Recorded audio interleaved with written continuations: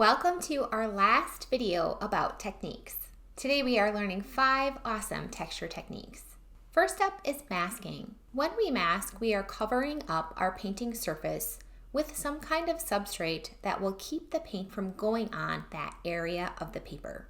Most of the time, this is either masking fluid or masking tape. There are a lot of ways to use masking. Personally, with my animal portrait work, I typically only mask out whiskers, either on the muzzle or above the eyes, and sometimes I'll also mask out those little hairs around boxy dog face muzzles where they're kind of hairless except for a couple funny whiskers and hairs that they have right there. You can see in this example of Saru that we masked out his whiskers. And here on Hans, we also masked out his whiskers.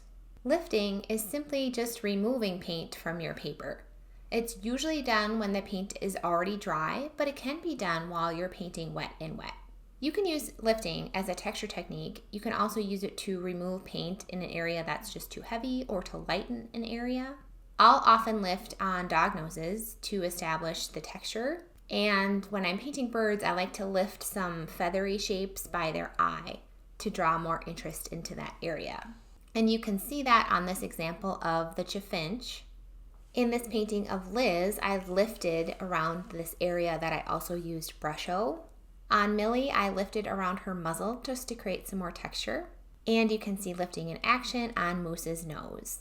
Scraping is using a tool to scrape paint off the surface of your painting. This is done while the paint is still wet, but it works best if the paint is really close to being dry. You can also use the technique of scraping while the paint is very wet to encourage the pigment to flow into the area that you scraped because you likely indented the paper and now the pigment can flow into it. If you followed along and painted the fish on day 1, you are already familiar with scraping. If you are an animal or pet portrait artist, you will want to master scraping. Scraping is great for fins, feathers, hair, and whiskers. You can see how we scraped out some hair details on Hans here. Also how we created feathers in this sparrow. How we scraped out the hair on Charlie's ears. And in this portrait of a jumping spider, we actually scraped it after it was completely dry because it was painted on a substrate called Aquila board, which you are able to actually scrape the surface of this Aquila board off to reveal white. Some people actually do this with traditional watercolor paper as well, where they actually scrape off the top layer of paper, not just the pigment. Most likely you'd need something like a razor blade to do this. I've never done it because it kind of freaks me out. So I instead opt to scrape pigment instead of paper. Our fourth technique is just lines. And I know that seems kind of silly because everybody knows what a line is and how to paint a line. But it's important for me to tell you a few different creative ways to make lines in watercolor. Lines can add a lot of interest to a painting, and you can harness lines to simplify your art in certain areas, thus creating a little bit of contrast to your more complicated detail areas. Later on in the program, we're going to be painting this bunny together, and you can see how we're going to use an ink pen to create interesting line work on the bunny. I used a Sharpie to create some interesting line work on this portrait of my dad. I used pencil painting on this blackbird to create kind of a line work suggestion of his feet. Here on Bernie, I'm using dark black paint lines. And at the bottom of Lucius's portrait, I'm using line work in the form of visible brush strokes. Using lines in a strategic and thoughtful way on your portrait work can add a lot of interest. And finally, we're ending with a really fun and easy technique of splatter. Splatter is great just to add interest and texture and spice up the backgrounds of your paintings. You can see how I use splatter in 2 different ways on this portrait of a frog. You can clearly see the splatter on this jumping spider. And you can see a very restrained use of splatter on Millie's portrait here. In general, with splatter and with most of these other techniques, showing restraint and just using them in more strategic and thoughtful ways is a good thing. Drop a comment and let me know which one of these texture techniques you are the most excited to try. And don't be afraid to subscribe, like, or leave a thumbs up on this video. It really helps me out. In this video, I'm going to demo all 5 techniques in one go. Right here, I've put down a light wash of water, and I've just tinted it with some color so you can see it. Now I'm going to drop in some color.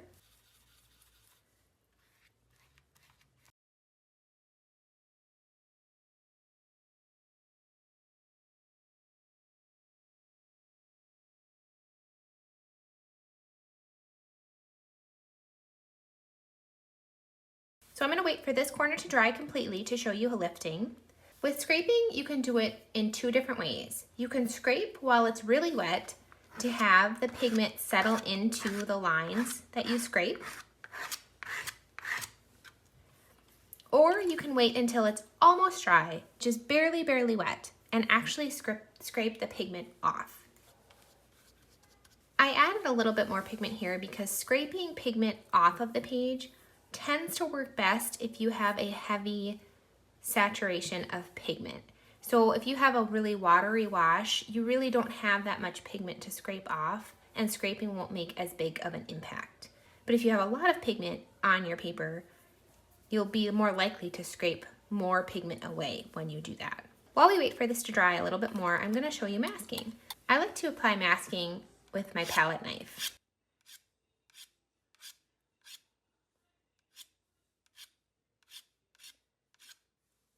I most often use masking fluid for whiskers and hair, but you can also use it for splatter, so I'll mask out some splatter as well. And you likely know that I use PBO and have had very good success with it. Before you paint over masking fluid, you have to let it dry completely. Lines isn't too exciting in terms of demoing because you already know how to do it. You just paint lines. Or you use your ink pen to create lines. Visible brushstrokes with lines is a lot of fun. And you can create all kinds of different lines. Depending even on the wetness of your brush, you can show the surface texture of your paper. A very creative and fun way to show line work in your art, which you can obviously do with a brush, is to use other tools. And if you give yourself a big enough pool of paint to work from, like this, see how it's pooling up? There's a lot of water and paint in that mix.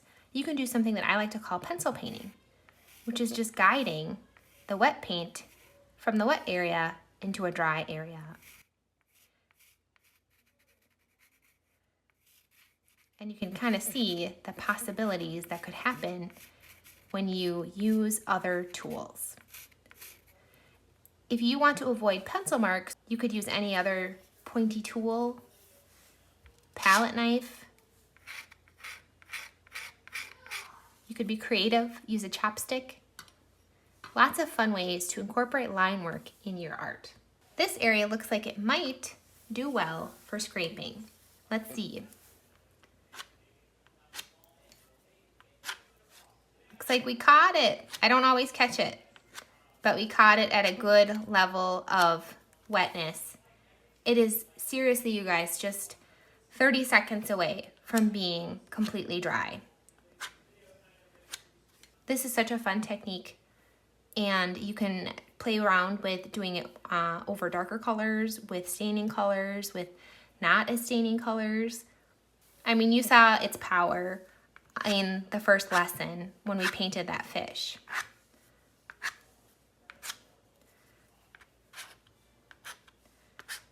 A lot of fun different ways you can incorporate scraping into your art. Obviously, splatter is pretty self-explanatory. You can use a brush, you can use a toothbrush, you can flick your tools, you can kind of, I don't know what you're doing when you're doing this, but do this. Different ways. Obviously, you can use heavy mixes of pigment, light mixes of pigment.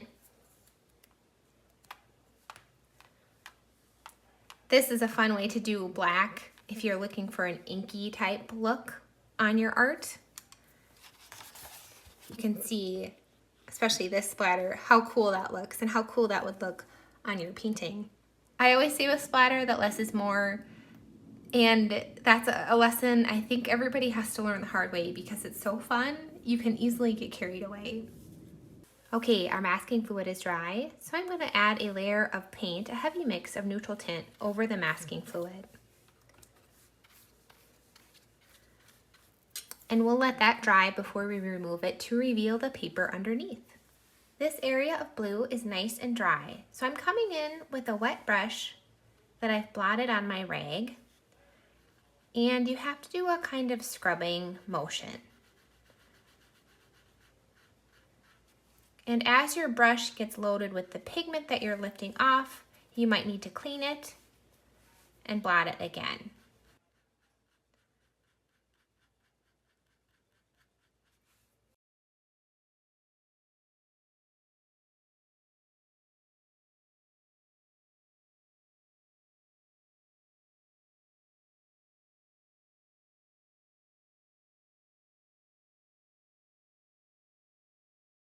So that's lifting. The paint over our masking fluid is dry. That's not looking as good as I would have liked it to. Sometimes masking fluid remover tools can be kind of aggressive. Let's try our kneaded eraser and being a little bit more gentle. And that's coming off a lot cleaner. So kneaded erasers are just the best. I really love them. And sometimes you can also use your finger and just kind of rub it off as well. But the kneaded eraser is kind of sticky, which makes it a little bit more of a better tool to use. So is the masking fluid remover tool. As you can see, it's really sticking and grabbing that masking fluid. I think I just was a little too aggressive here. So another reminder, a good reminder to slow down and just enjoy the process. But you do see that it can kind of lift up the paint a little bit too. It's just a strong tool.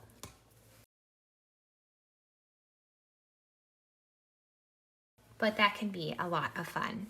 Let's go ahead and finish our funky fish using these techniques. And if you're not quite sure why the funky fish is mostly painted by this point, it's because we started painting the funky fish in the first technique video of this series. And we've been making progress on our funky fish in each subsequent technique video. We'll be finishing it off today. The reference photo and tracing for this funky fish is in the video's description. And you can find all the supplies I'm using in today's demo at paint333.com. We're going to start with masking. When you're working with a palette knife, sometimes you need to just remove a little bit of that excess. It can help to practice. And see, nothing is coming out. So let's keep going here. I don't have enough.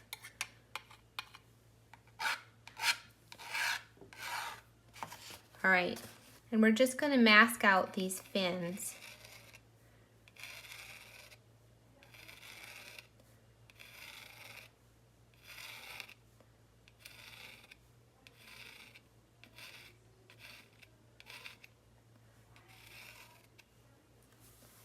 And that's it. We've masked out those fins with our masking fluid and our palette knife. So we're going to wait for this to dry before we fill it in with paint.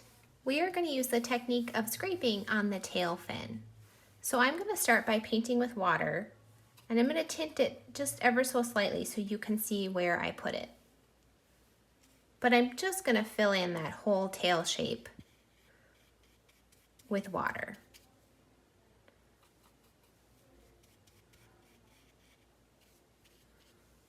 And the tail fin extends down here as well.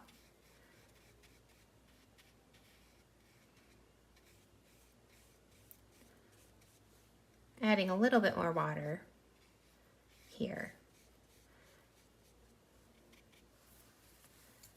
I'm going to come in with a really heavy mix of quinacridone gold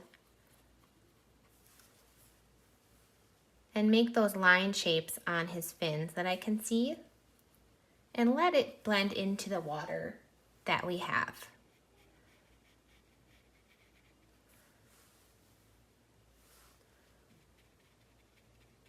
I'm overlapping here a little bit with the shapes we've already painted in from previous lessons.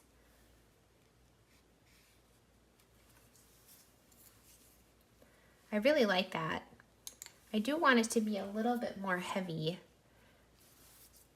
up here. So I'm gonna blot a little bit of that water out so it doesn't spread quite so much, and put some more quinacridone right there and in this corner.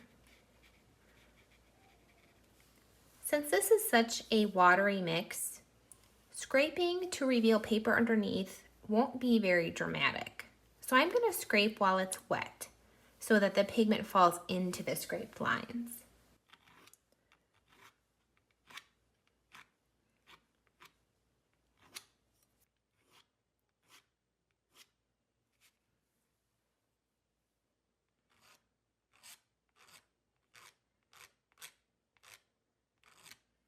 And watercolor is full of surprises because, as you can see, we have some areas in a single scraped line where the pigment was both scraped off and where the pigment is going into the line. How cool does that look? I love that. I think that looks amazing. And the color of this line, this fin, being so orange is kind of nice because it'll separate it from these blue fins. The bottom fin, we're going to use the technique of lines. So I'm going to go ahead and make a nice pool of water because we're going to, you know what we're going to do is pencil paint these lines because it just looks so cool. And you can see some of that quinacridone gold is coming into this pool. I like how that looks. I'm going to drop in a little bit more quinacridone. And maybe some purple. So that would be pink and blue.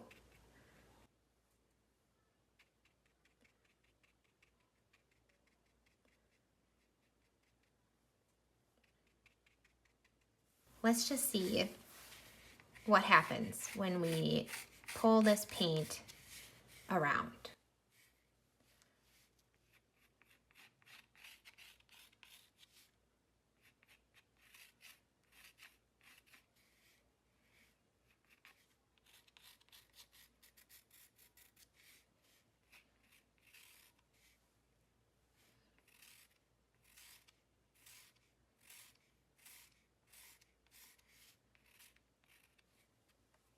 I think that turned out absolutely gorgeous. It is so fun to just see what can happen when you have fun with watercolor. So I added a couple more lines with my brush of azo yellow to give a little highlight right here. And I really like how that looks, so I'm also going to add a highlight up here because it kind of seems like maybe the light is coming this way. I'm not positive about that yet. I'm not sure. I really should know the answer to that question. I should have distinguished my light side and my dark side before I started painting. But either way, we're going to have our yellow on this side. So I might have to do some glazing here at the end. Speaking of glazing, let's go ahead and finish our masked fin with that azo yellow color. So if the azo yellow is coming here, so we can expect to maybe have some right here. And I just have a nice heavy mix of azo yellow, and this is a dry fin, and our masking fluid is pretty much dry too.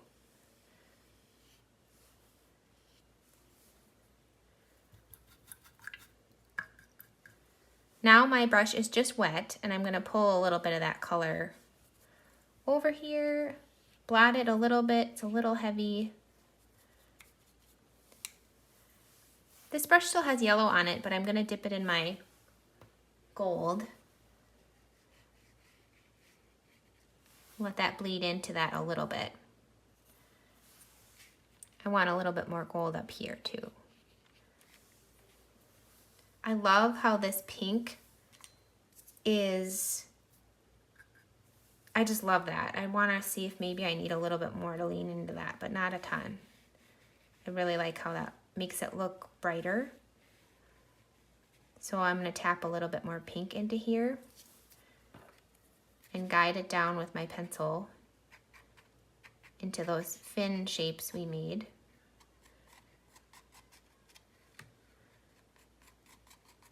So at this point, we've finished everything except for splatter. So at this point, I mean, it's just looking at it and seeing doesn't need anything. And it usually doesn't need very much. What I want to do is glaze a little yellow on this so it doesn't look so left out from the yellow party.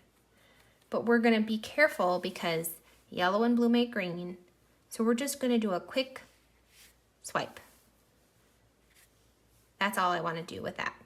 I'm going to grab a little bit more yellow since that's our kind of highlight color and see if I can make a little bit of some highlights around these areas.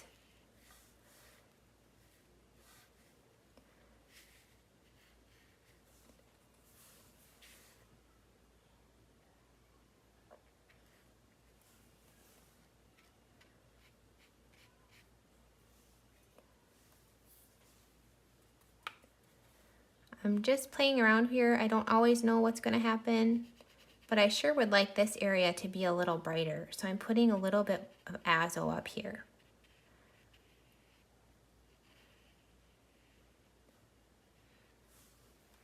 We forgot lifting. I am saving lifting for this really cool part. I love how this fish has a little bit of a frown. Now we covered up that frown with this brown paint, but we're gonna go in and lift it out. So I have my wet brush that we've blotted, and we're going in and lifting out his frown.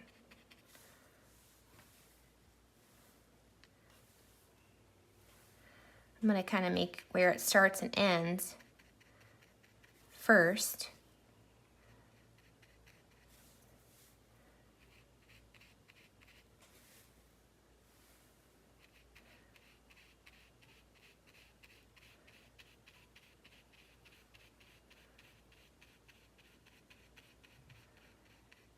And then have them meet up. How cute is that? That adds a lot of dimension. It adds a lot of expression. It's so easy to do.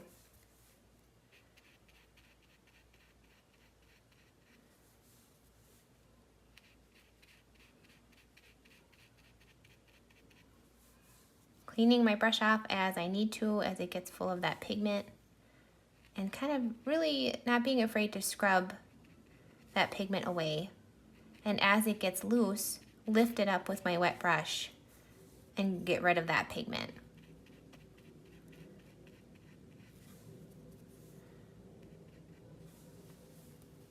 Now I'm just wondering if I put a little bit of azo yellow in there on the highlight side, that might look kind of cute.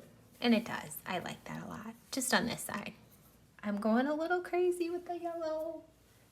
But I'm going to go a little even crazier and put a tiny bit in that white space we left around this eye. Being careful not to pick up too much of the pupil. Oh, I love that too. That looks so fun.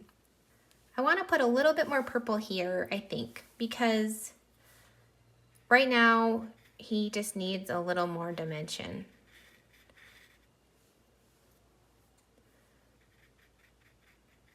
It just needs to look like this is his bottom, so you can tell what is what with the fish. It's more of a value thing, because now that's receding and it looks like he's really coming towards you.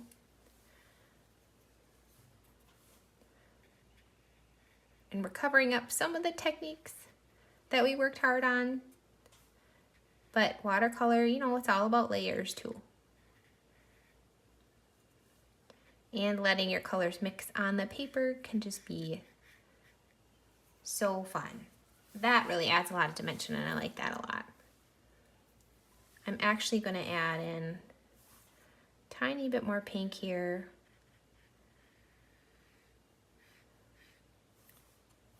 Making it a little bit more purpley.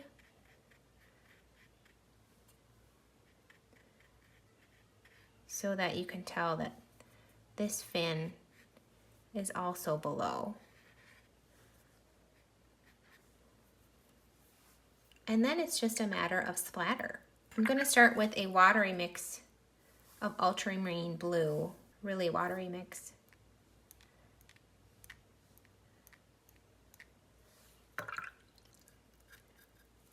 And I like that. Sometimes watery splatters end up drying in really pretty ways. They typically push the pigment out to the edges, kind of look like that splatter, and I think that looks really cool. So I'm gonna add a little pigment, a little bit more pigment to just a few of these splatters while they have these big pools of water on them. And I do think maybe one intense black splatter could look cool. This always freaks me out. I get nervous every time. I don't have enough paint. I need to go for it. That's kind of a lot. I don't know. I don't know how I feel about it. I'm gonna pick up this one. Oh, I don't, because I didn't want it quite that close. I don't know if I like these either, so I'm gonna blot those out.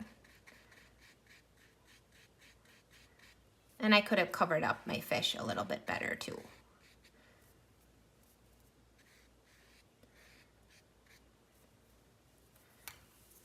And I think it would look good if we just had a couple big ones. So I'm just turning a few of these into bigger splatters. And I'm gonna balance it out, but not very much. It just looks a little lonely up here, so I'm putting a couple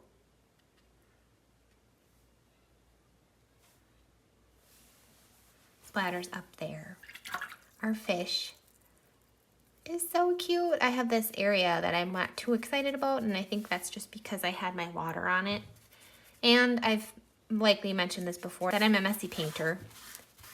I'm just gonna put a little bit of a splatter over that so it looks somewhat intentional, but not too dark.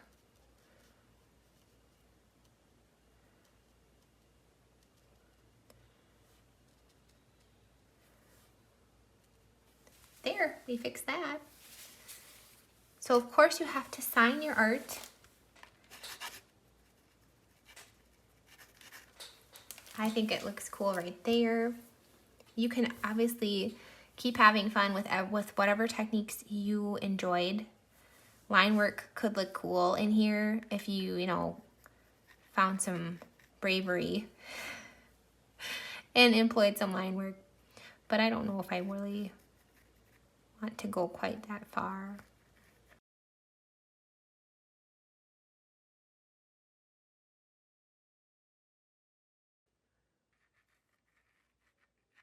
So the only thing we have left to do is remove this masking, and we'll clean up those edges. This is basically dry except for a little puddle that I'm just gonna blot out. Let's go ahead and remove our masking. I'm just using a kneaded eraser.